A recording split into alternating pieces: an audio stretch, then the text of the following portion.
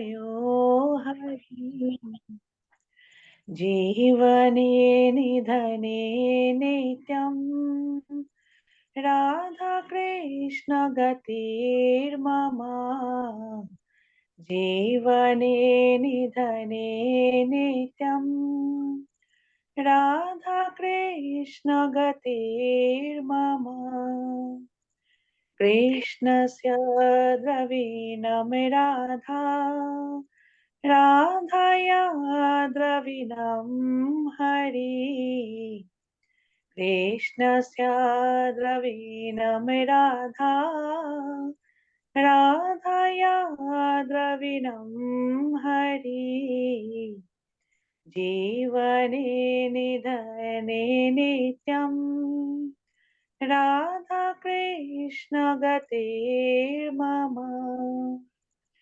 कृष्ण प्राणमयी राधा राधा प्राणमयो हरि कृष्ण प्राणमयी राधा राधा प्राणमयो हरि जीवने निधने नित्यम् राधा कृष्ण गतिर्मम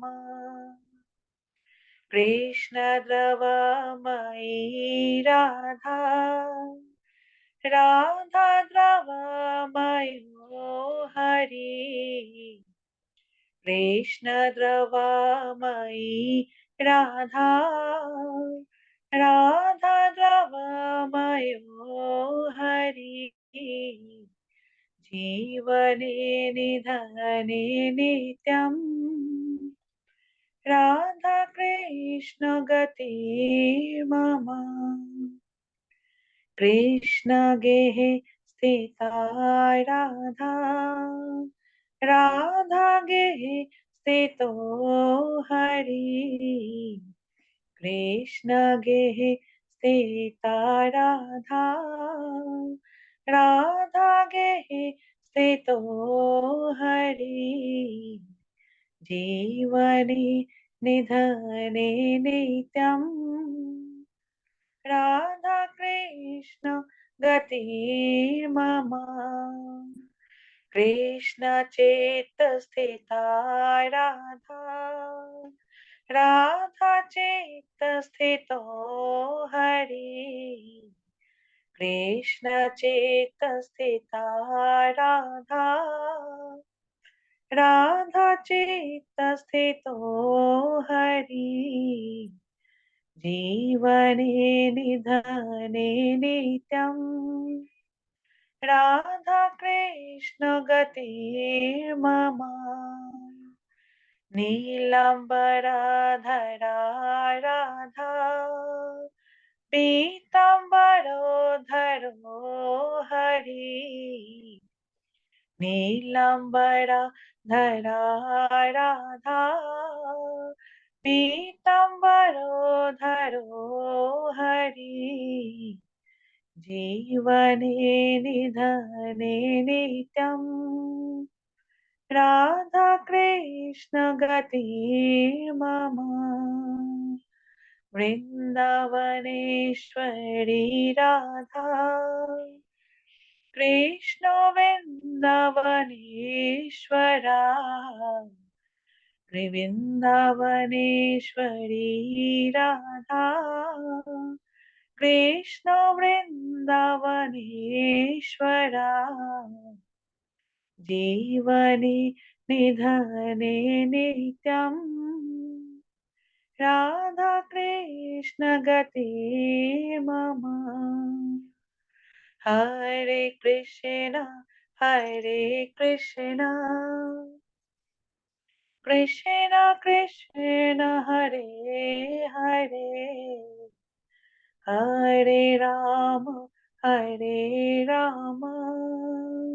राम राम हरे हरे हरे कृष्ण कृष्ण कृष्ण हरे हरे हरे राम राम राम हरे हरे, हरे कृष्ण कृष्ण कृष्ण हरे हरे, हरे राम राम राम राम हरे हरे कृष्ण। हरि बोल। राधा गोविंद की जय। सभी को हरे कृष्ण दंडवत प्रणाम सभी। हरे कृष्णा माता जी, बहुत बहुत धन्यवाद आपका, बहुत ज्यादा मधुर जी, आपका बहुत बहुत धन्यवाद धन्यवाद प्रभु जी। जी। सभी प्रभु की कृपा है माँ प्रभु जी। जी जी जी जी, बिल्कुल बिल्कुल माता जी, सब कृष्ण कृपा है। कोई मंगलाचरण करना चाहते हैं? सीमा माता जी, हरे कृष्णा।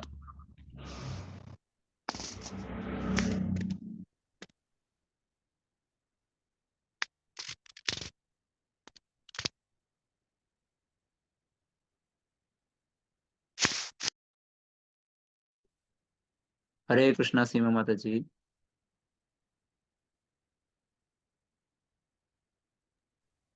हरे कृष्णा प्रभु जी, मैं अनम्यूट नहीं हो पा रही थी। हरे जी जी जी कृष्णा। जी जी, हरे कृष्णा जी। माता जी, हरे मंगलाचरण करना कृष्णा चाहेंगे? प्रभु। जी माता जी। जी जी प्रभु जी। जी। जी जी। जी प्रभु जी। हरि बोल, हरि बोल। ओम नमो भगवते वासुदेवाय। ओम नमो भगवते वासुदेवाय। ओम नमो भगवते वासुदेवाय। कृष्णाय वासुदेवाय देवकी नंदनाय च नंद गोप कुमाराय गोविंदाय नमो नमः। ओम अज्ञानतिमिरान्धस्य ज्ञानञ्जनशलाकया चक्षुरुन्मिलितं येन तस्मै श्रीगुरुवे नमः। श्रीचैतन्यमनोभीष्टं स्थापितं येन भूतले स्वयं रूप कदा मह्यं ददाति स्वपदान्तिकं। वन्देऽहं श्रीगुरु श्रीयुत्पत्कमलं श्रीगुरून् वैष्णवांश्च श्रीरूपं साग्रजातं सहगण रघुनाथान्वितं तं सजीवं सावधैतं सावधूतं परिजन सहितं कृष्ण चैतन्य देवं श्रीराधा कृष्ण पादान् सहगण ललिता श्री विशाखान्वितांश। हे कृष्ण करुणा सिंधु दीनबंधो जगतपते गोपेश गोपिका कांत राधा कांत नमस्तुते। तप्त कांचन गौरांगी राधे वृंदावनेश्वरी वृषभानुसुते देवी प्रणमामि हरिप्रिये। नमो विष्णुपादाय कृष्ण पृष्ठाय भूतले श्रीमते भक्ति वेदांत स्वामिनिति नामिने। नमस्ते सारस्वते देवे गौरवाणी प्रचारिणे निर्विशेष शून्यवादी पाश्चात्य देशे तारिणे। नमो महावदन्याय कृष्ण प्रेम प्रदायते कृष्णाय कृष्ण चैतन्य नामिने गौरतविषे नमः। जय हो श्री कृष्ण चैतन्य प्रभु नित्यानंद श्री अद्वैत गदाधर श्रीवासादि गौर भक्तवृंद। हरे कृष्ण कृष्ण कृष्ण हरे हरे हरे राम राम राम हरे हरे। हरे कृष्ण कृष्ण कृष्ण हरे हरे हरे राम राम राम हरे हरे। हरे कृष्ण कृष्ण कृष्ण हरे हरे हरे राम राम राम हरे हरे। शिल प्रभुपाद की जय, गौर निताय की जय, चैतन्य महाप्रभु की जय, सभी के गुरुओं की जय, आप सभी भक्तों की जय। सभी को दंडवत प्रणाम। हरे बोल, हरे कृष्णा, हरि बोल। हरे कृष्णा माता जी, हरे कृष्णा, हरे कृष्णा सभी को। भगवत हरे गीता के कृष्णा। 18 दिवसीय इस सत्र के 13वें अध्याय में आप सभी का हार्दिक स्वागत है।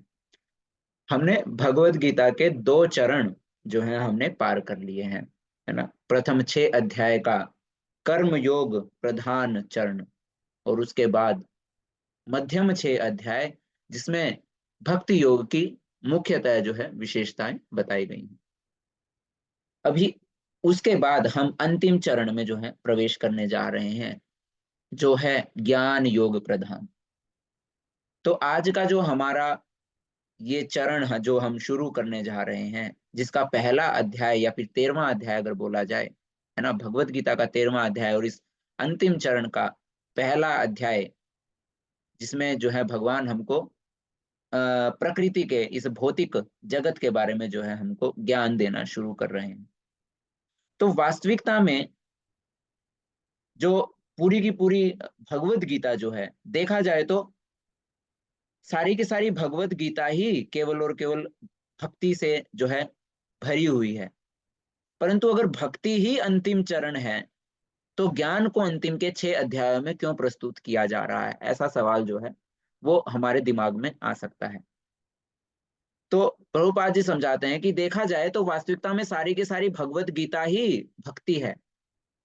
अब इस भक्ति को हासिल करने के लिए, भक्ति को प्राप्त करने के लिए पहले जो 6 अध्याय हैं उसमें हम कर्म योग के माध्यम से भक्ति को प्राप्त कर रहे हैं, और जो अंतिम के 6 अध्याय हैं उन 6 अध्यायों में ज्ञान के माध्यम से हम भक्ति को जो है प्राप्त किस प्रकार करें उस चीज का वर्णन दिया गया है। और मध्य के जो 6 अध्याय हैं वो तो स्वयं ही भक्ति प्रधान है।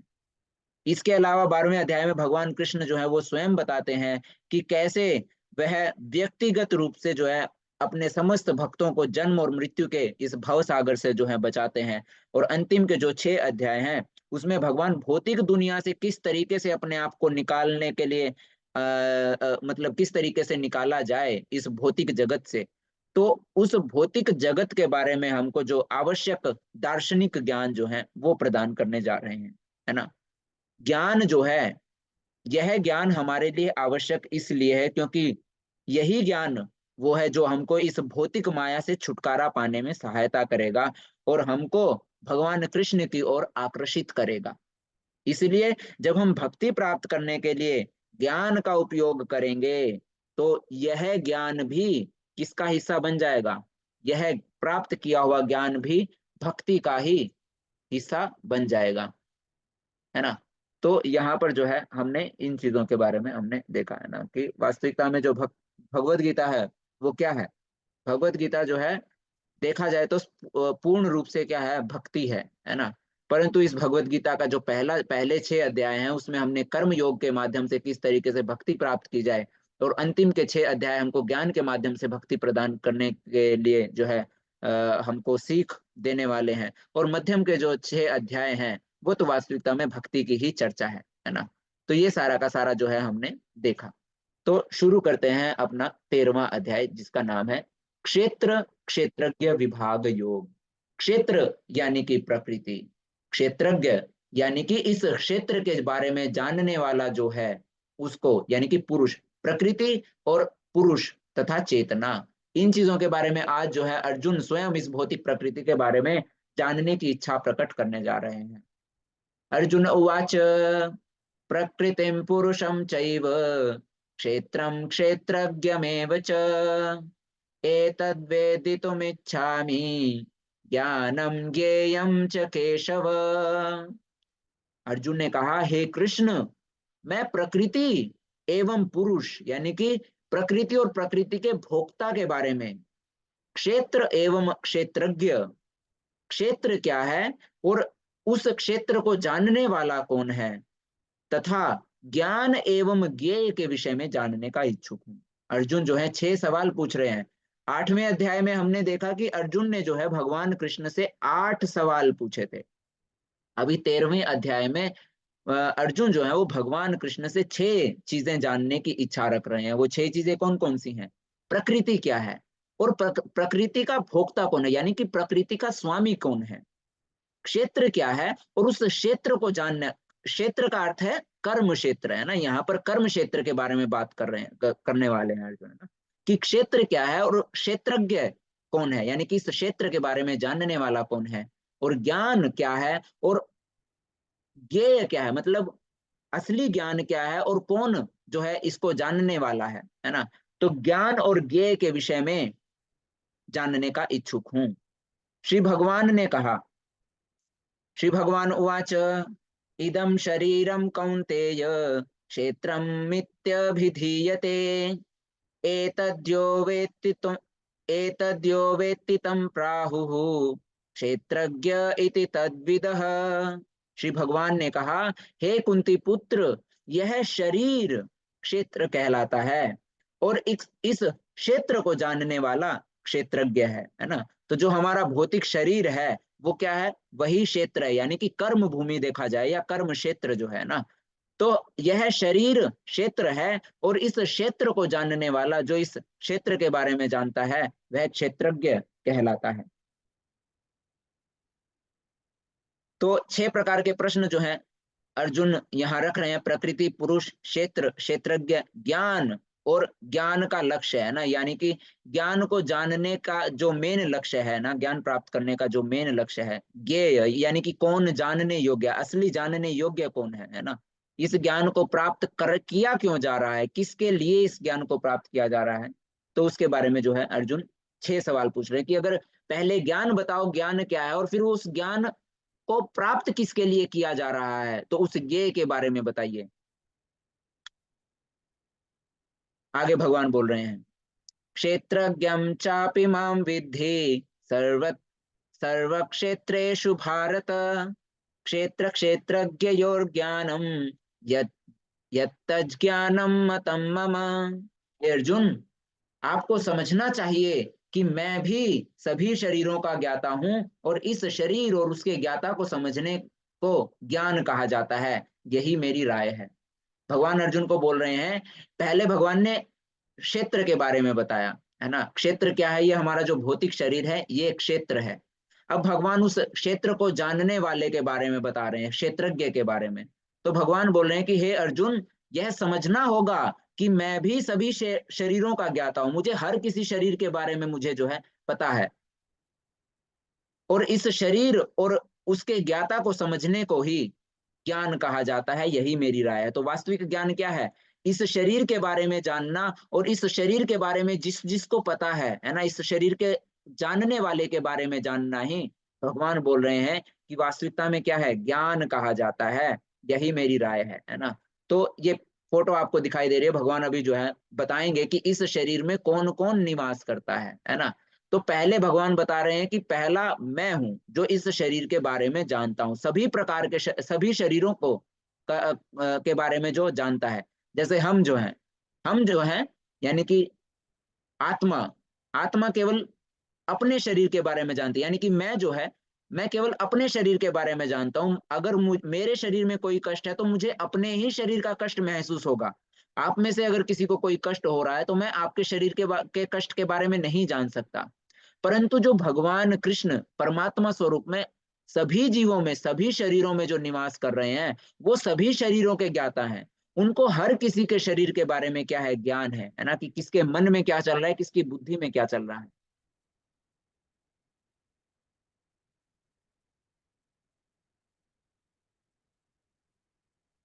जी। तो विभिन्न वैदिक ग्रंथों में विभिन्न ऋषियों ने कार्यकलापों के क्षेत्र तथा उन कार्यकलापों के ज्ञाता के ज्ञान का वर्णन किया है।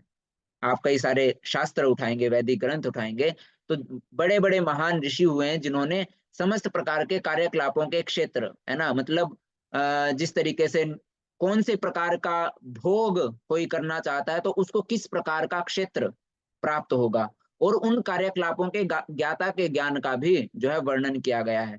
जिस तरीके से अलग अलग डिपार्टमेंट्स होते हैं ना, जहाँ पर फाइनेंशियल डिपार्टमेंट अलग है ना, कार्यालय है ना, या फिर एक विभिन्न तरीके का कार्यकलाप जो है एक विभिन्न प्रकार के क्षेत्र में ही संभव है। तो भगवान प्रभुपाद जी बताते हैं कि विभिन्न वैदिक ग्रंथों में विभिन्न ऋषियों ने कार्य कार्यकलापों के क्षेत्र तथा उन कार्यकलापों के ज्ञाता के ज्ञान का जो है वर्णन किया है।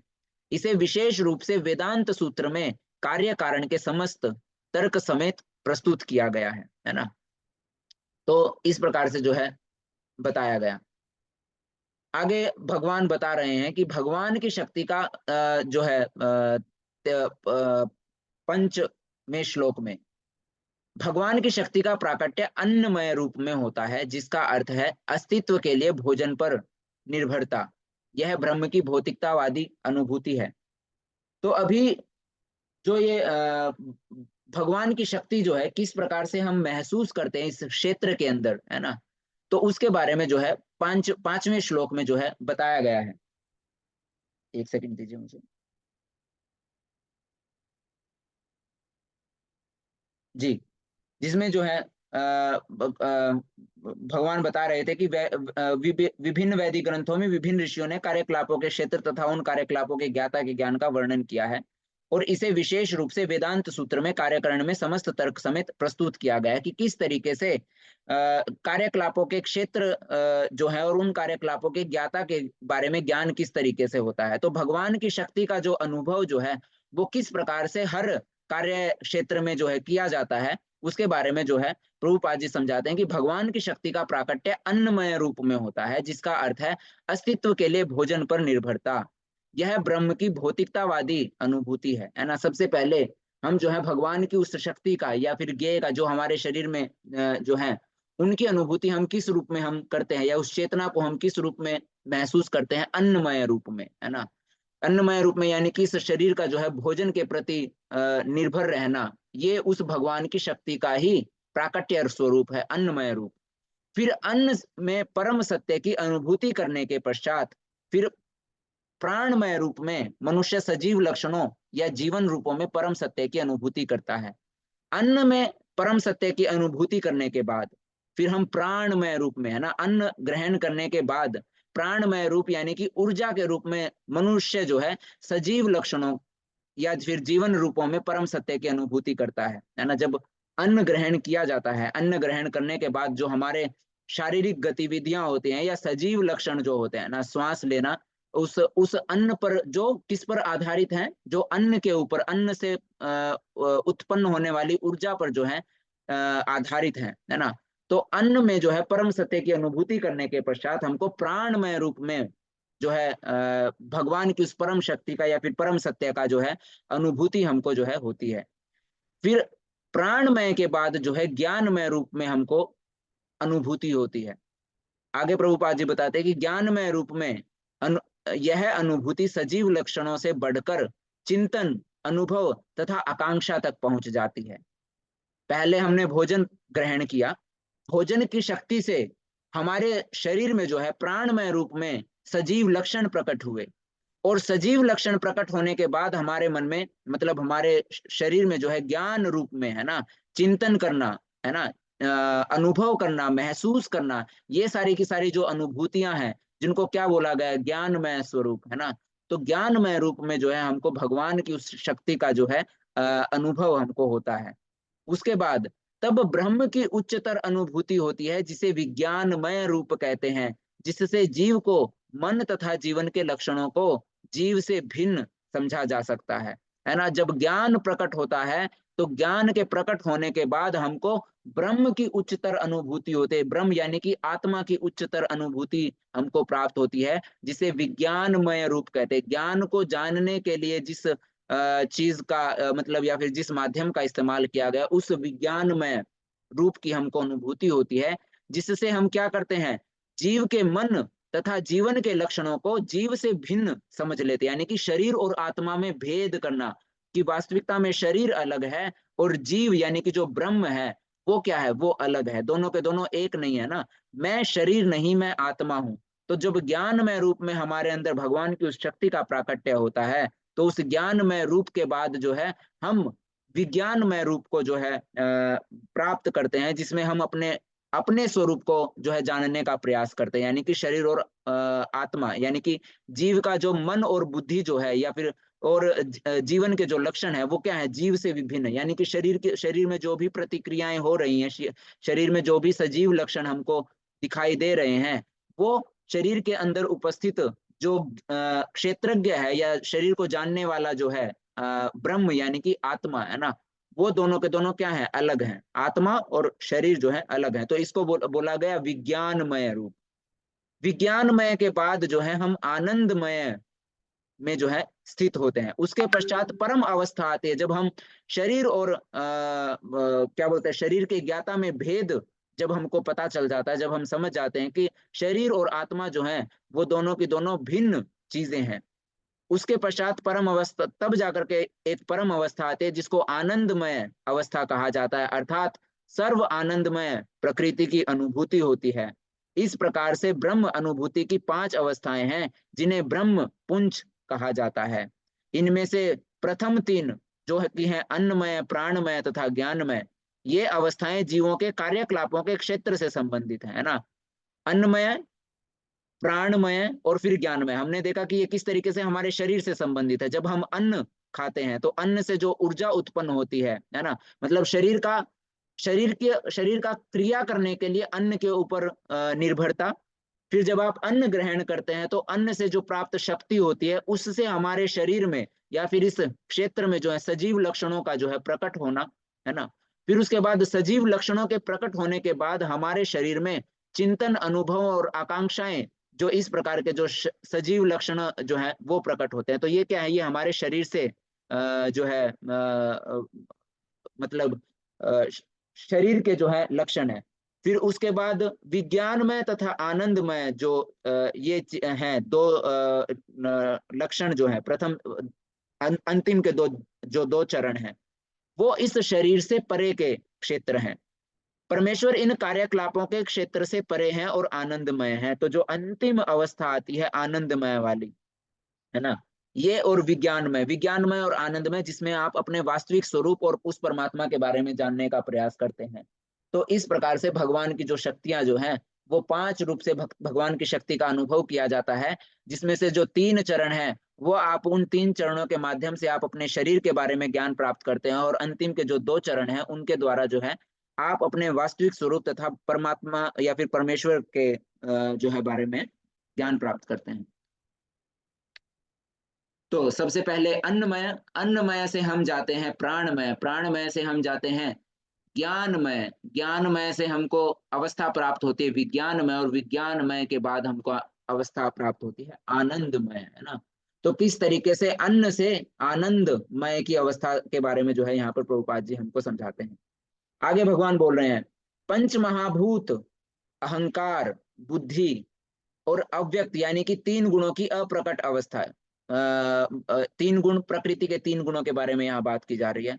उसके बाद 10 इंद्रियां तथा मन, फिर उसके बाद 5 इंद्रिय विषय, इच्छा, द्वेष, सुख दुख, संघात, जीवन के लक्षण तथा धैर्य, इन सबको संक्षेप में कर्म का क्षेत्र तथा उसकी अंत क्रियाएं कहा जाता है ना। तो हमारा जो भौतिक शरीर है, भौतिक शरीर किन किन चीजों से मिलकर के बना हुआ है? पंच महाभूत, मन बुद्धि अहंकार, है ना। अहंकार, बुद्धि, प्रकृति के 3 गुण, 10 इंद्रिय विषय तथा मन, 5 इंद्रिय विषय, इच्छा, द्वेष, सुख दुख, संघात, जीवन के लक्षण तथा धैर्य, इन सबको जब संक्षेप में मिलाया जाता है तो ये क्या बन जाते हैं? कर्म का क्षेत्र, यानी कि हमारा भौतिक शरीर। और इस भौतिक शरीर के जो विकार हैं या फिर क्रियाएं हैं वो सारी की सारी जो है कही जाती हैं। अमानित्वम मदम भित्वम, अहिंसां क्षान्तिरार्जवम, आचार्योपासनम शौचम, स्थैर्यमात्म विनिग्रहः, इंद्रियार्थेषु वैराग्यम, मनहंकार एव च, जन्म मृत्यु जरा व्याधि दुख दोषानुदर्शनम, असक्तिर्न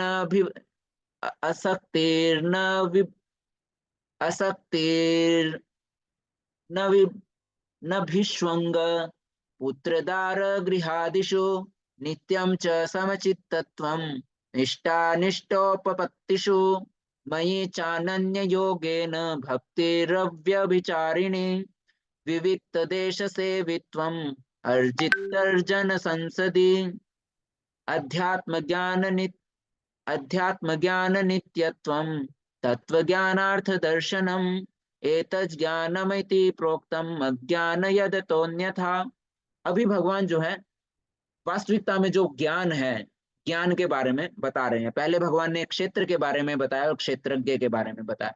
अब जो क्षेत्रज्ञ है, क्षेत्रज्ञ के बारे में भगवान आगे भी पूर्ण रूप से जो है चर्चा करने जा रहे हैं। अभी जो है समरी बता रहे हैं ज्ञान क्या है ना। तो पहले भगवान ने ज्ञान के बारे में भी जो है एक चर्चा की थी कि वास्तविकता में शरीर और शरीर के ज्ञाता के बारे में जानना जो है वो ज्ञान है। अब उस ज्ञान को जो है संक्षेप में जो है बताने का भगवान प्रयास कर रहे हैं।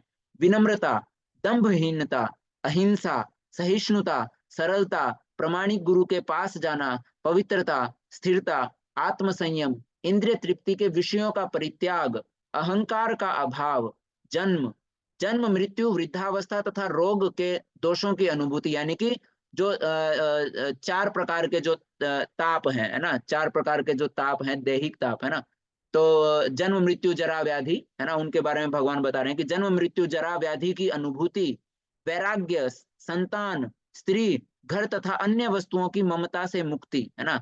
तो वैराग्य, संतान, स्त्री, घर तथा अन्य वस्तुओं की ममता से मुक्ति, अच्छी तथा बुरी घटनाओं के प्रति संभाव रहना, मेरे प्रति निरंतर अनन्य भक्ति में रत रहना, एकांत स्थान में रहने की इच्छा प्रकट करना, जन समूह से विलगाव का महसूस होना, आत्म साक्षात्कार की महत्ता को स्वीकारना तथा परम सत्य की दार्शनिक खोज के बारे में सोचना, इन सब को मैं ज्ञान घोषित करता हूँ और इनके अलावा जो भी है वह सब अज्ञान है ना। तो भगवान बता रहे हैं कि ज्ञान क्या है। विनम्रता, दंभहीनता, अहिंसा, सहिष्णुता, सरलता, प्रामाणिक गुरु के पास जाने की इच्छा प्रकट करना या प्रामाणिक गुरु के पास जाना, पवित्रता है ना, क्लीनलीनेस है ना, मन की पवित्रता और शरीर की पवित्रता दोनों है ना, स्थिरता, आत्मस्थिर रहना, आत्मसंयमता, इंद्रिय तृप्ति के विषयों का परित्याग कर देना, अहंकार की कमी होना, अहंकार का अभाव होना, जन्म मृत्यु वृद्धावस्था तथा रोगों के दोषों की अनुभूति जो है होना, वैराग्य और संतान, स्त्री, घर तथा अन्य वस्तुओं की ममता से मुक्ति, यानी कि संतान, स्त्री, घर तथा अन्य वस्तुओं की ममता से मुक्ति का अर्थ है कि इनके प्रति अनासक्त होना, उनके प्रति आसक्त न होना, अच्छी तथा बुरी घटनाओं के प्रति संभाव रहना, मेरे प्रति निरंतर अनन्य भक्ति करना, एकांत स्थान में रहने की इच्छा करना, जन समूह से एकांत स्थान में रहने की इच्छा और जन समूह से विलगाव, ये दोनों की दोनों चीजें देखा जाए तो मायने एक तरीके से जो है एक जैसे जो है वो है ना, एकांत स्थान में रहना यानी कि अकेले रहना, और जो भीड़ भाड़ है ना, भीड़ भाड़ से विलगाव की जो है बारे में सोचना, आत्म साक्षात्कार की महत्वता को समझना, यानी कि हम यहाँ क्यों हैं है ना, हम पृथ्वी पर क्यों आए हैं, हमको वास्तविकता में ये मनुष्य शरीर ही हमको क्यों प्राप्त हुआ है, हमको कोई और शरीर क्यों नहीं प्राप्त हुआ, या इस तरीके से। तो आत्म साक्षात्कार की महत्वता को समझना, अपने अपने जीवन के चरम लक्ष्य के बारे में जानना तथा परम सत्य की दार्शनिक खोज, वो परम सत्य क्या है तो उसके बारे में जानने की मतलब उसकी खोज में लग जाना है ना। तो इन सब को भगवान बोलते हैं कि मैं ज्ञान घोषित करता हूँ और इसके अतिरिक्त जो भी है वह सब क्या है, अज्ञान है। तो इस प्रकार से जो है ये सारे के सारे जो है भगवान ने बताया। नम्रता है ना, विनम्रता, शिष्टता, अहिंसा, सहनशीलता, सादगी है ना, इन सब चीजों के बारे में जो है भगवान ने बताया कि वास्तविकता में ये क्या है, ज्ञान है, बाकी सब अज्ञान है। अब मैं तुम्हें ज्ञेय के विषय में बतलाऊंगा कि इस ज्ञान को प्राप्त करने के बाद हम किसके बारे में जो है इस ज्ञान को, मतलब हम इस ज्ञान को क्यों प्राप्त करें, ये ज्ञान जानना क्यों आवश्यक है, इस ज्ञान को जानने का लक्ष्य कौन है। तो भगवान बता रहे हैं कि अब मैं तुम्हें उस ज्ञेय के विषय में बतलाऊंगा जिसे जानकर तुम नित्य ब्रह्म का आस्वादन कर सकोगे। यह ब्रह्म या आत्मा जो अनादि है और मेरे अधीन है, इस भौतिक जगत के कार्यकरण से परे स्थित है ना। तो भगवान बता रहे हैं कि अब मैं तुमको उस जो परम ज्ञेय है उसके बारे में बताने जा रहा हूँ कि जिसके बारे में जानने के बाद तुमको आत्मा का नित्य आस्वादन हो सकेगा, यानी कि तुमको हमेशा यह अनुभव हो सकेगा कि हम जो है शरीर नहीं, हम आत्मा है ना, जो वास्तविकता में कर्म आत्मा नहीं कर रही है बल्कि किसके द्वारा सारे के सारे हमारे भौतिक कर्म जो है वो इस भौतिक प्रकृति के द्वारा सृजित जो हमारा भौतिक शरीर है उसके द्वारा सारे के सारे कर्म किए जा रहे हैं। यह ब्रह्म या आत्मा जो अनादि है और मेरे अधीन है ना। तो भगवान जो है आत्मा के बारे में बता रहे हैं कि जो आत्मा है वो अनादि है और मेरे अधीन है, इस भौतिक जगत के कार्यकरण से परे स्थित होती है। तो जो भौतिक प्रकृति है इससे जो है हमेशा ही क्या स्थित रहती है, परे स्थित रहती है। परमात्मा समस्त इंद्रियों के मूल स्रोत हैं। आत्मा के बाद जो है भगवान परमात्मा के बारे में बता रहे हैं, उन ज्ञेय के बारे में बताना शुरू कर रहे हैं। कि परमात्मा जो है, परमात्मा समस्त इंद्रियों के मूल स्रोत हैं, वे फिर भी वे इंद्रियों से रहित हैं। वे समस्त जीवों के पालन करता होकर भी अनासक्त हैं। वे प्रकृति के गुणों के परे हैं, फिर भी वे भौतिक प्रकृति के समस्त गुणों के स्वामी हैं। तो भगवान जी यहाँ पर जो है परमात्मा के बारे में ज्ञान दे रहे हैं। आत्मा और परमात्मा है ना, परमात्मा जो है वो समस्त इंद्रियों के मूल स्रोत है ना। सारी की सारी जो इंद्रियों के, समस्त इंद्रियों के स्वामी, समस्त इंद्रियों की जो है पूर्ति जो कर सकते हैं, है ना, तो वो कौन है? वो परमात्मा ही है।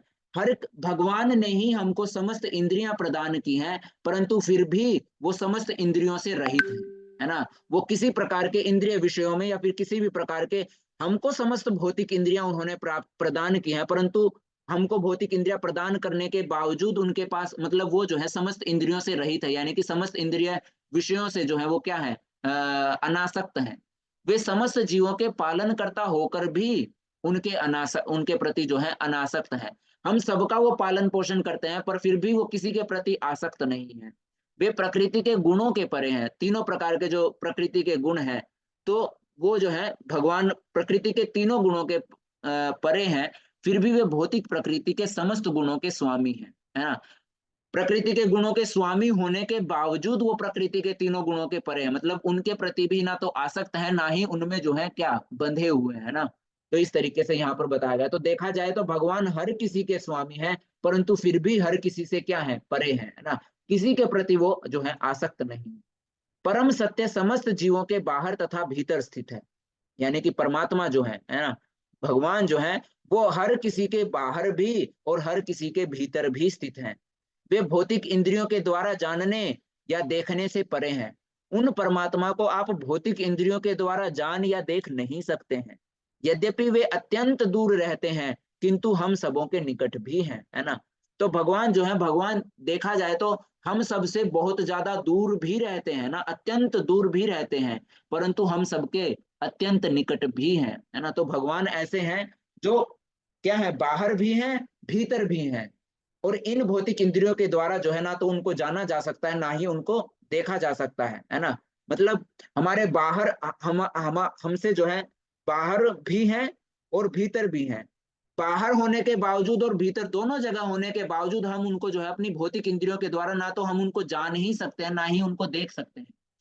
और यद्यपि वे हमसे अत्यंत दूर हैं, परंतु फिर भी अत्यंत दूर होने के बावजूद भी वो हम सबसे जो है बहुत निकट भी हैं, यानी कि किस प्रकार जो है वो हमारे हृदय में भी निवास कर रहे हैं और वो गोलोक में भी निवास कर रहे हैं ना। तो इस तरीके से जो है वो गोलोक में भी और हमारे हृदय में हमारे बहुत करीब भी हैं और हमसे बहुत दूर भी हैं, है ना। तो यहाँ पर भगवान बता रहे हैं परम सत्य समस्त जीवों के बाहर तथा भीतर स्थित है।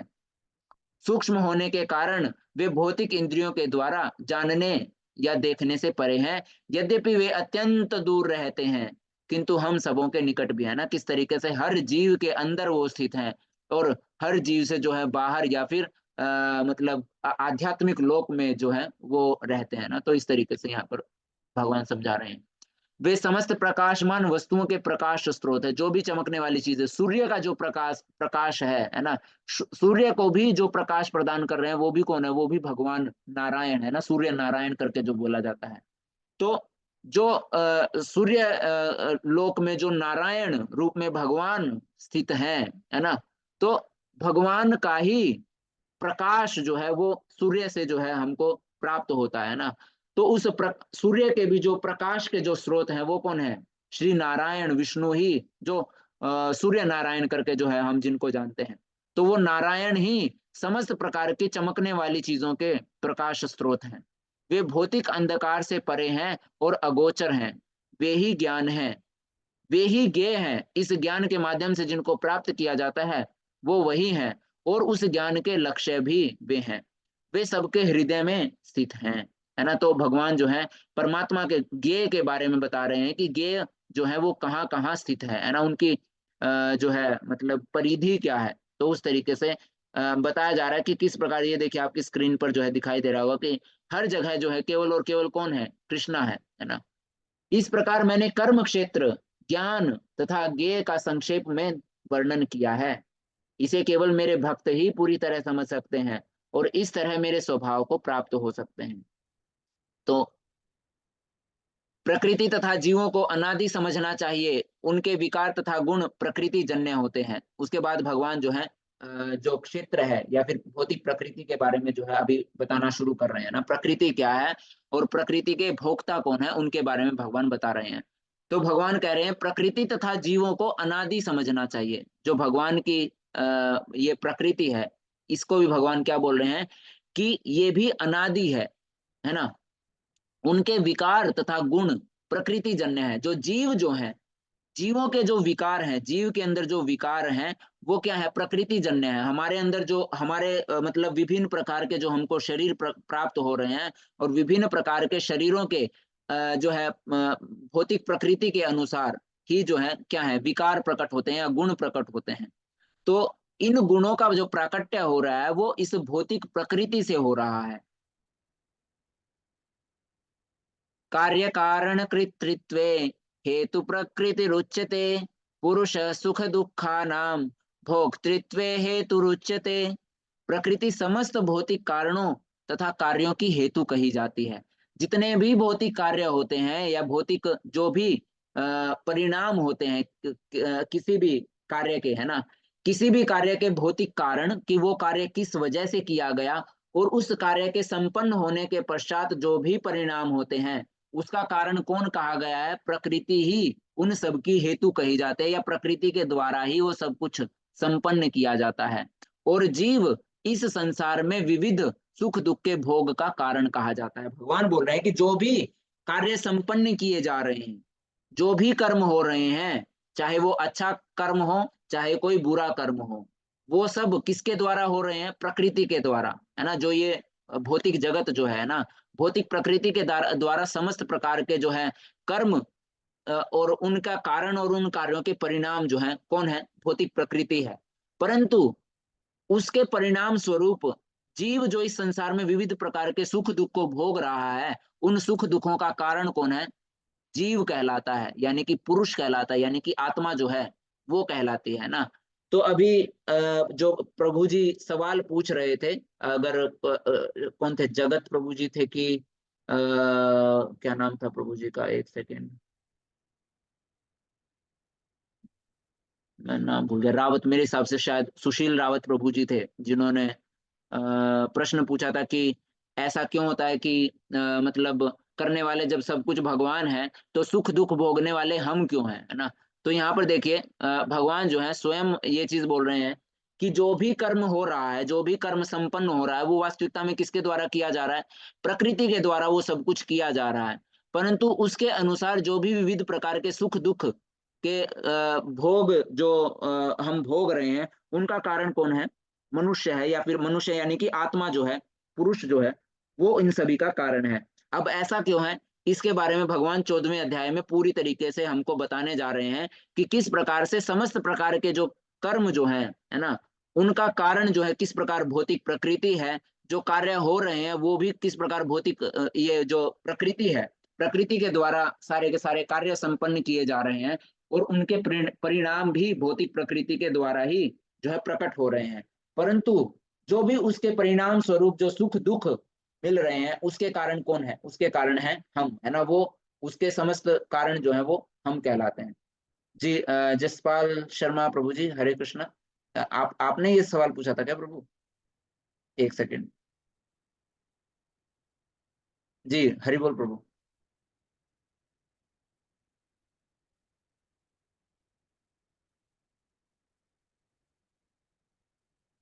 हरे कृष्णा जसपाल प्रभु जी, शायद जसपाल प्रभु जी का प्रश्न होगा फिर ये। जी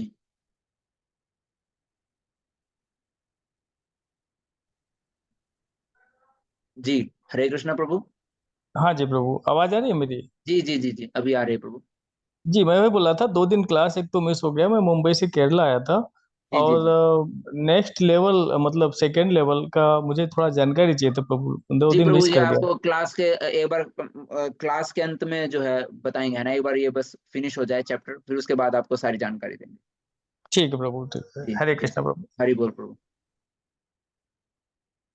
तो जो है इसी से के बारे में जो है भगवान बताते हैं कि जो भी कार्य होते हैं उन समस्त कार्यों का कारण कौन, भौतिक प्रकृति, और उन समस्त कार्यों का परिणाम किसके द्वारा प्रकट होता है, भौतिक प्रकृति के द्वारा प्रकट होता है। परंतु उन समस्त प्रकार के कार्यों के परिणाम स्वरूप जो भी सुख दुख भोगने पड़ते हैं, उन समस्त सुख दुखों का कारण कौन, जीव जो है वो उन समस्त सुख दुखों का कारण कहलाता है, यानी कि आत्मा जो उन समस्त सुखों और दुखों का कारण कहलाती है। पुरुष प्रकृतिस्थो ही भुंक्ते प्रकृतिर्जान गुणान कारणम गुण संगोस्य सदसद्यो निजन्मसु। इस प्रकार जीव प्रकृति के तीनों गुणों का भोग करता हुआ प्रकृति में ही जीवन बिताता है। यह उस प्रकृति के साथ उसकी संगति के कारण है। इस तरह उसे उत्तम तथा अधम योनियां मिलती रहती है। ये देखिए भगवान ने जो है एक प्रकार से यहाँ पर बताने की कोशिश भी की है कि किस प्रकार से हमको जो है ये सारा का सारा जो हम सुख और दुख हम भोग रहे हैं वो किस प्रकार से है। इस प्रकार जीव प्रकृति के तीनों गुणों का भोग करता हुआ प्रकृति में ही जीवन बिताता है। प्रकृति के तीन गुण, सतोगुण, रजोगुण और तमोगुण, उन तीनों गुणों का भोग करते हुए जो आत्मा जो है वो क्या करती है, इस प्रकृति में ही जीवन बिताता है। और जब यहाँ पर जीवन बिताता है अच्छा या बुरा, यह उस भौतिक प्रकृति के साथ उसकी संगति के कारण है ना। तो हम भौतिक प्रकृति के तीनों गुणों का भोग क्यों कर रहे हैं या जीवन क्यों बिता रहे हैं, क्योंकि हम जो है इस भौतिक प्रकृति के जो है संगति में हम आए हैं। और इस तरह हम इन मतलब प्रकृति के साथ संगति में जब आने के कारण जो है हमको जो है उत्तम तथा अधम योनियां जो है बार बार जो है मिलती रहती हैं। जिस प्रकार से हमारी इच्छाएं होती हैं, इच्छाएं जो प्रकट होते हैं वो प्रकृति के गुणों के अनुसार हमको जो है हमारे मन में इच्छाएं जो है वो प्रकट होती हैं। और देखा जाए तो भौतिक जो प्रकृति के गुणों के साथ संगति जो है या फिर कौन से प्रकार का प्रकृति का कौन सा गुण जो है हमको बांध रहा है, वो हमारे संगति के ऊपर जो है निर्भर करता है कि किस प्रकार के जीव की संगति में हम रह रहे हैं। उसी प्रकार का जो गुण जो है वो हमको बांधता है। जिस प्रकार का गुण हमको बांधता है उस प्रकार के लक्षण हमारे शरीर में जो है प्रकट होना शुरू हो जाते हैं ना। चाहे वो ज्ञान हुआ, चाहे वो भौतिक प्रकार की भौतिक इच्छाएं हुई, है ना, इंद्रिय भोग की इच्छाएं हुई। और जब ये इस प्रकार के इंद्रिय मतलब लक्षण प्रकट होते हैं तो उसके अनुसार जो है हमको उत्तम तथा अधम योनियां मिलती हैं। जिस प्रकार के जो है हम इच्छाएं प्रकट करते हैं, जिस प्रकार के जो है लक्षण हमारे अंदर जो है उस भौतिक प्रकृति के गुणों के आधार पर जो है प्रकट होते हैं। तो भी इस शरीर में एक दिव्य भोक्ता है जो ईश्वर है, परम स्वामी है और साक्षी तथा अनुमति देने वाले के रूप में विद्यमान है, जो परमात्मा कहलाता है। हालांकि सब कुछ किसके द्वारा संपन्न किया जा रहा है, प्रकृति के द्वारा संपन्न हो रहा है। सब कुछ प्रकृति के द्वारा हो रहा है। भगवान बोल रहे हैं इतने के बावजूद भी इस शरीर में एक दिव्य भोक्ता है जो ईश्वर है और परम स्वामी है और साक्षी है तथा अनुमति देने वाले के रूप में विद्यमान रहता है। हम सब कुछ कर रहे हैं इस भौतिक प्रकृति में रहकर, भौतिक प्रकृति के जो है कंट्रोल में होकर के, है ना। हम सारे प्रकार के कर्म कर रहे हैं। भगवान बोल रहे हैं फिर भी इतना होने के बावजूद सब कुछ भौतिक प्रकृति के अंतर्गत चल रहा है, परंतु फिर भी इस शरीर में एक दिव्य भोक्ता रहता है ना, जो इस भौतिक प्रकृति का भी क्या कर रहा है, भोग कर रहे हैं। वो कौन है? वो परमेश्वर है, परम स्वामी है और साक्षी तथा अनुमति देने वाले। आप कोई भी कर्म करते हैं अच्छा या बुरा, है ना, तो उसके बारे में हमको जो है अनुमति और मना करना है ना, कि क्या सही है और क्या गलत। हर चीज का जो हमको ज्ञान देने वाले हैं उस उनके रूप में जो है विद्यमान है, और जिनको जो है क्या कहा जाता है, परमात्मा कहा जाता है। जो व्यक्ति प्रकृति, जीव तथा प्रकृति के गुणों की अंत क्रियाओं से संबंधित इस विचारधारा को समझ लेता है उसे मुक्ति की प्राप्ति सुनिश्चित है। भगवान ने बताया कि जो इस भौतिक प्रकृति के बारे में जान लेता है, आत्मा के बारे में जान लेता है, यानी कि जीव के बारे में जान लेता है, और प्रकृति के जो तीन गुणों की अंत क्रियाएं यानी कि परिणाम क्या है, कौन प्रकृति का कौन सा गुण किस प्रकार के अंत क्रिया प्रकट करता है, उसके बारे में अगर कोई समझ लेता है, भगवान बोल रहे हैं कि उसे मुक्ति की प्राप्ति सुनिश्चित है। उसकी वर्तमान स्थिति चाहे कैसी भी हो, परंतु अगर वह यह ज्ञान प्राप्त कर लेता है, इस ज्ञान को प्राप्त करने के बाद उसका यहाँ पर पुनर्जन्म कभी भी नहीं होगा। किन चीजों के जानने के पश्चात? कि ये भौतिक जगत क्या है, जीव क्या है, और प्रकृति के गुणों की अंतःक्रियाएं क्या हैं, प्रकृति के 3 गुण क्या हैं। तो भगवान अभी हमको इस अध्याय में प्रकृति और प्रकृति के जीव के बारे में हमको बता रहे हैं। उसके बाद अगले अध्याय में प्रकृति के 3 गुणों के बारे में भगवान जो है विस्तार से जो है एक्सप्लेन करने जाएंगे। कुछ लोग परमात्मा को ध्यान के द्वारा, अभी इन परमात्मा के बारे में ही भगवान बोलते हैं कि किस प्रकार जो परमात्मा जो है हर किसी के अंदर किस रूप में निवास कर रहे हैं, परम स्वामी, साक्षी तथा अनुमति देने वाले के रूप में जो है विद्यमान है। तो उसके बाद जो है भगवान बता रहे हैं कि कुछ लोग परमात्मा को ध्यान के द्वारा अपने भीतर देखते हैं, तो कुछ लोग ज्ञान के अनुशीलन द्वारा, और कुछ ऐसे हैं जो निष्काम कर्म योग द्वारा देखते हैं। तो कुछ लोग जो है भगवान को ध्यान योग के माध्यम से, इस परमात्मा की अनुभूति ध्यान योग के माध्यम से करते हैं, तो कुछ लोग ज्ञान योग के माध्यम से उनकी अनुभूति करते हैं, तो कुछ लोग कर्म योग के माध्यम से उनकी अनुभूति करते हैं, है ना। तो लोगों के जो है देखने के तरीके जो है क्या है, अलग अलग है ना, किस तरीके से परमात्मा को महसूस करते हैं। ऐसे भी लोग हैं जो यद्यपि आध्यात्मिक ज्ञान से अवगत नहीं है, पर अन्यों से परम पुरुष के विषय में सुनकर उनकी पूजा करने लगते हैं। ये लोग भी प्रामाणिक पुरुषों द्वारा श्रवण करने की मनोवृत्ति होने के कारण जन्म तथा मृत्यु पथ को पार कर जाते हैं। फिर उसके बाद भगवान बोल रहे हैं, परंतु इनके अलावा 3 प्रकार की श्रेणियां जो है भगवान ने बताई। कौन कौन? एक वो जो ध्यान के माध्यम से भगवान को अपने भीतर देखते हैं, दूसरे वो जो ज्ञान के अनुशीलन द्वारा देखते हैं, और तीसरे वो जो निष्काम कर्म योग के द्वारा जो है भगवान को या फिर परमात्मा को देखते हैं।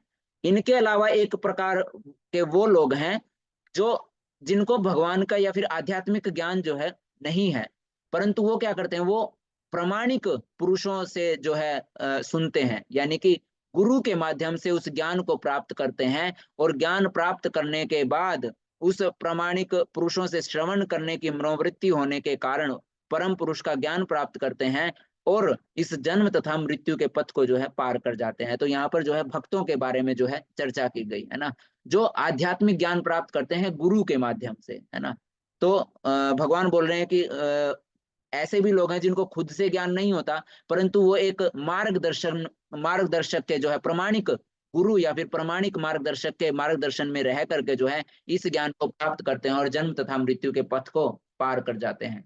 हे भरतवंशियों में श्रेष्ठ, यह जान लो कि चर तथा अचर जो भी तुम्हें अस्तित्व में दिख रहा है वह कर्म क्षेत्र तथा क्षेत्र के ज्ञाता का संयोग मात्र है ना। तो हमको जो कुछ भी हमको दिखाई दे रहा है, हमको जो कुछ भी दिखाई दे रहा है, चाहे कोई भी जीव हमको दिखाई दे रहे हैं, सारे के सारे जीव क्या हैं, भौतिक प्रकृति तथा क्षेत्रज्ञ, यानी कि भौतिक प्रकृति यानी कि कर्म क्षेत्र, जो भी ये भौतिक शरीर है ना, जितने भी जीव हमको इस भौतिक प्रकृति में नजर आते हैं, चाहे पेड़ पौधे हुए, चाहे कुछ भी हुआ, है ना, तो जितने भी भौतिक शरीर हमको नजर आ रहे हैं, चर तथा अचर, समस्त क्या है, कर्म क्षेत्र हैं, और उनके अंदर भी कौन है, क्षेत्रज्ञ, यानी कि आत्मा और परमात्मा जो है निवास करते हैं।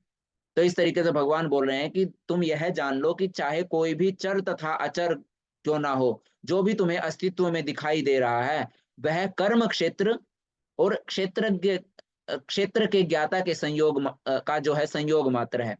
तो जो भी हमको इस भौतिक जगत में दिखाई दे रहा है वो इस भौतिक प्रकृति तथा शरीर, मतलब आत्मा और परमात्मा, है ना। क्षेत्रज्ञ क्या है, 2 प्रकार के क्षेत्रज्ञ हैं, एक आत्मा और एक परमात्मा, है ना। तो 2 लोग जो है इस शरीर को जानने वाले हैं जो इस भौतिक कर्म क्षेत्र के अंदर निवास कर रहे हैं, ना। तो भगवान अब बता रहे हैं कि जो भी हमको दिखाई दे रहा है, हर किसी के अंदर, जो हर कोई जीव जो है 3 चीजों से मिलकर के बना है। एक कर्म क्षेत्र यानी कि ये भौतिक प्रकृति, और उसके बाद क्षेत्र को जानने वाले आत्मा तथा परमात्मा का जो संयोग है ना। समम सर्वेषु भूतेषु तिष्ठन्तं परमेश्वरं विनश्यत्सं यः पश्यति स पश्यति। जो परमात्मा को समस्त शरीरों में आत्मा के साथ देखता है और जो यह समझता है कि इस नश्वर शरीर के भीतर न तो आत्मा न ही परमात्मा कभी भी विनष्ट होता है, वही वास्तव में देखता है।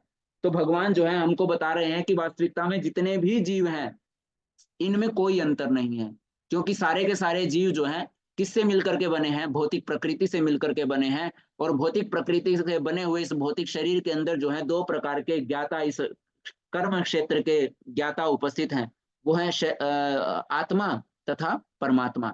उसके बाद भगवान बोल रहे हैं कि जो इस तरीके से देखता है, जो परमात्मा को समस्त शरीरों में आत्मा के साथ देखता है और यह समझता है कि इस नश्वर शरीर के भीतर जो आत्मा और परमात्मा रहते हैं उनका कभी विनाश नहीं होता। केवल और केवल किसका नाश होता है? इस शरीर का ही नाश होता है। यानी कि नश्वर केवल शरीर है, शरीर के अंदर रहने वाले जो आत्मा और जो परमात्मा है वो कभी भी विनष्ट नहीं होते। तो जो इस प्रकार देखता है वही वास्तव में देखता है। तो ये सारा का सारा है कि किस प्रकार हर चीज में कौन है? आत्मा और परमात्मा जो है निवास कर रहे हैं, है ना। फिर उसके बाद भगवान बोल रहे हैं कि जो व्यक्ति परमात्मा को सर्वत्र तथा प्रत्येक जीव में समान रूप से वर्तमान देखता है वह अपने मन के द्वारा अपने आप को भ्रष्ट नहीं करता, है ना।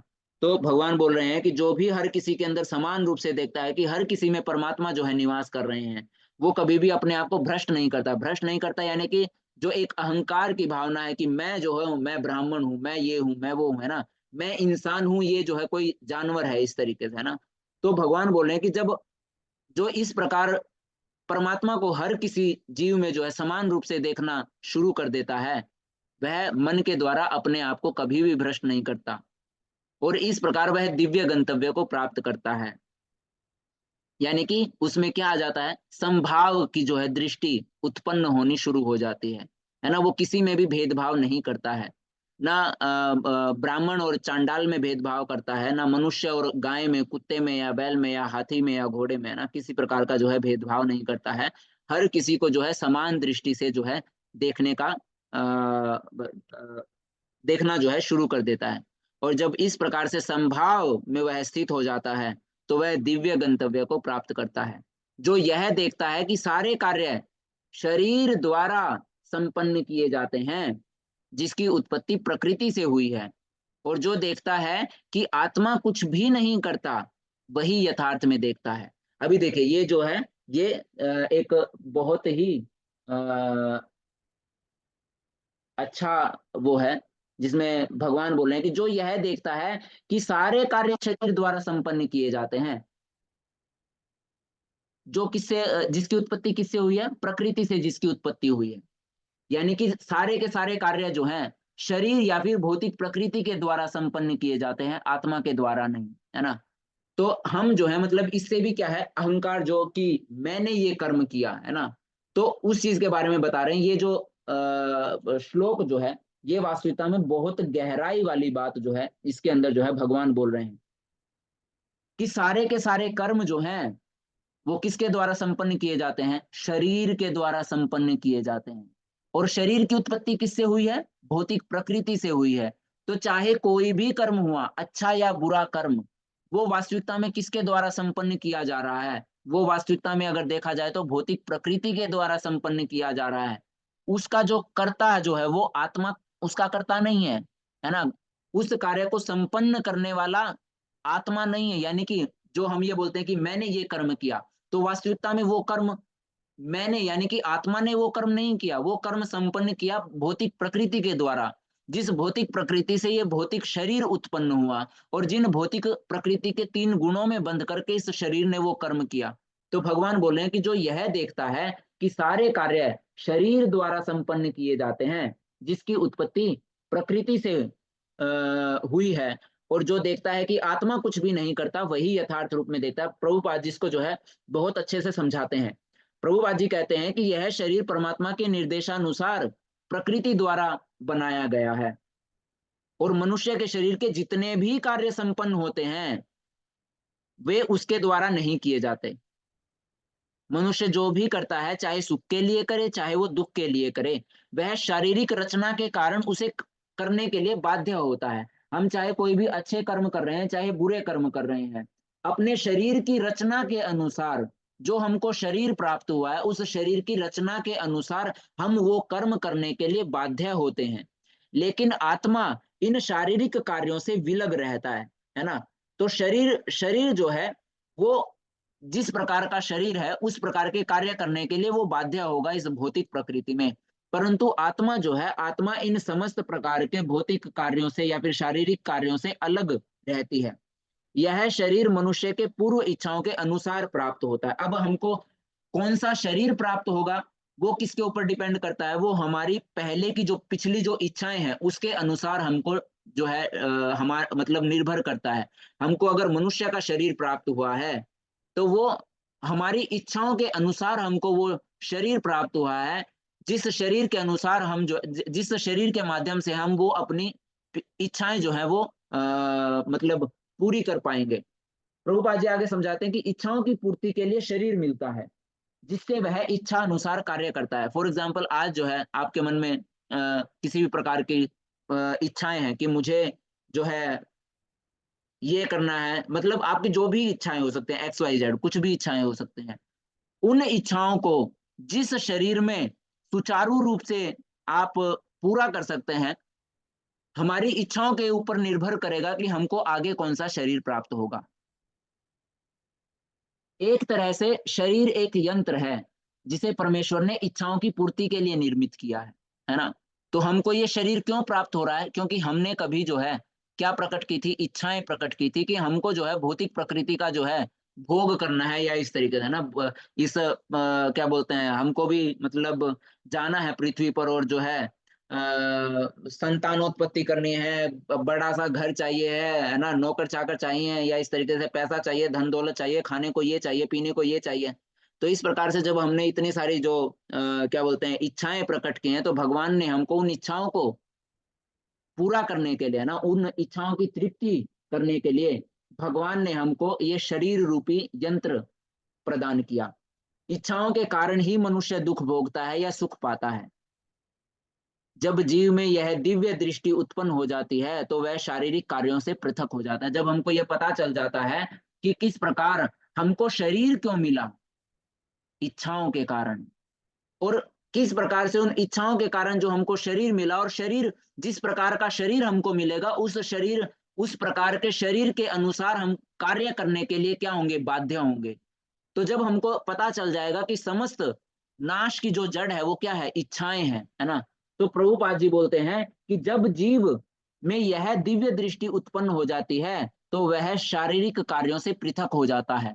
समझे, जब हमको पता चल जाएगा कि वास्तविक कारण क्या है, तो हम केवल और केवल अपना कर्तव्य करना चालू कर देंगे। किसी प्रकार की इच्छाएं जो हैं वो व्यक्त करना जो है क्या हो जाएंगी, बंद हो जाएंगी। और जिसमें ऐसी दृष्टि आ जाती है वही वास्तविकता में दृष्टा कहलाता है। तो इस तरीके से जो है प्रभुपाद जी जो है इस श्लोक को जो है समझाने का जो है प्रयास करते हैं। आगे भगवान बोलते हैं कि यद्यपि आकाश सर्वव्यापी है किंतु अपनी सूक्ष्म प्रकृति के कारण किसी वस्तु से लिप्त नहीं होता। इसी तरह ब्रह्म दृष्टि में स्थित आत्मा शरीर में स्थित रहते हुए भी शरीर से कभी लिप्त नहीं होता, है ना।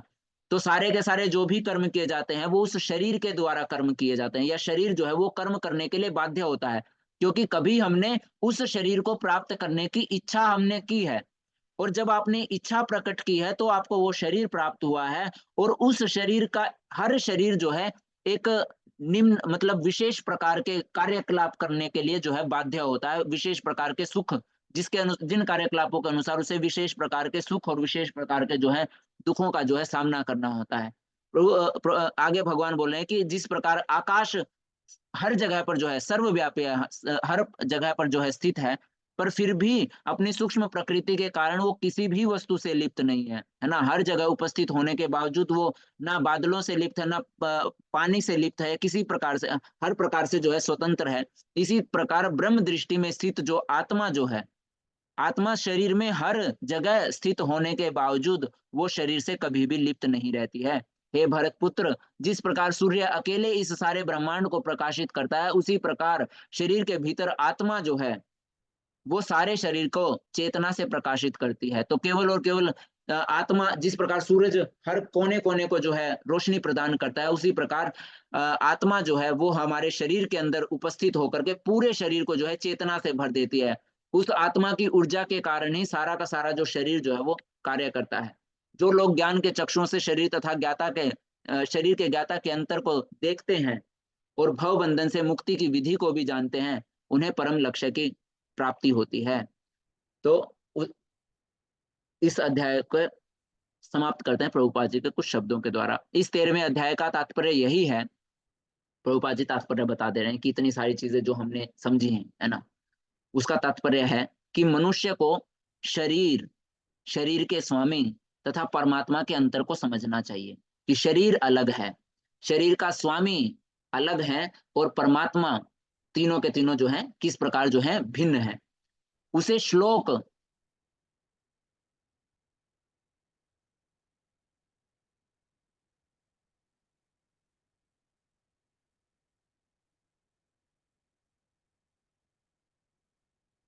उसे श्लोक 8 से लेकर के 12 तक में वर्णित मुक्ति की विधि को जानना चाहिए, तभी वह परम गति को प्राप्त हो सकता है। श्रद्धालु को चाहिए कि सर्वप्रथम वह ईश्वर का श्रवण करने के लिए सत्संगति करे और धीरे धीरे प्रबुद्ध बने।